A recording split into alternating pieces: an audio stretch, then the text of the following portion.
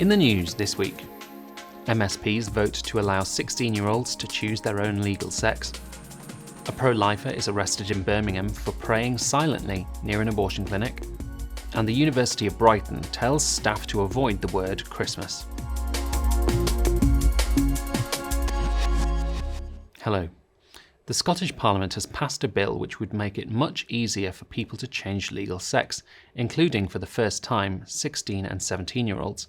Despite significant public opposition, MSPs voted by 86 to 39 to approve the Gender Recognition Reform Scotland Act.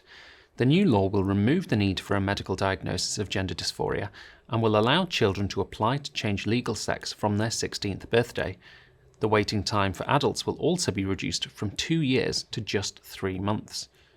Holyrood rejected amendments which would have provided safeguards, including one to prevent sex offenders self-declaring their sex, and another to keep the minimum age at 18. Prior to the vote, former Community Safety Minister Ash Regan spoke strongly against the bill.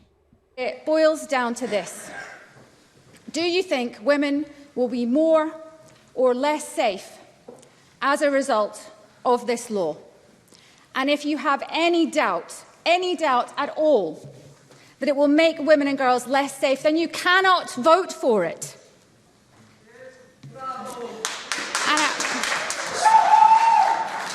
The people of Scotland are watching, and we often say that we use legislation to send a message, and I believe that's true. I believe that is sometimes what we're doing.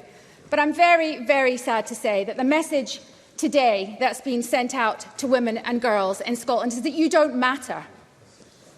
So I'm going to vote as if women do matter, and I'll be voting against the bill. The Institute's Scotland officer Nigel Kenny lamented the outcome of the vote. Well, the Parliament's vote yesterday is a sad reflection of the current closed-mindedness of most Scottish politicians.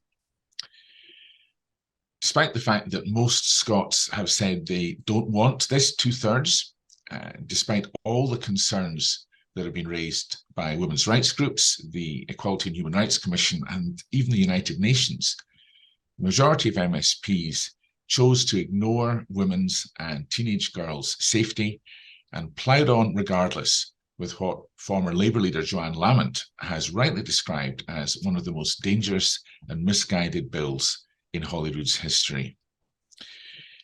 It seems likely now that one way or another, this legislation will end up before the Supreme Court. And that's proving to be a depressingly regular thing. Police have arrested and charged a pro-life supporter for silently praying near an abortion facility. Officers detained Isabel Vaughan-Spruce after she admitted praying in the privacy of her own mind within a council-imposed censorship zone around a clinic in Birmingham. The clinic, run by one of Britain's largest abortion providers, the British Pregnancy Advisory Service, was closed at the time. Speaking to the Christian Institute, Miss Vaughan-Spruce confirmed that she was not protesting, but rather praying for friends who had gone through terrible abortion experiences. With the prospect of censorship zones being imposed across the British Isles, she put her experience into context. There's quite a few of them springing up around the country, imposed by local councils, and these are prohibiting not just protesting, not just harassment and intimidation, which of course are already prohibited and should be prohibited, not just outside abortion centres, but anywhere, but prohibiting things like prayer, counselling. And as we can see in my case, it's gone even further than this. It's not just vocal prayer or prayer that's manifested, but silent prayer inside my own head. So my own thoughts are now being censored.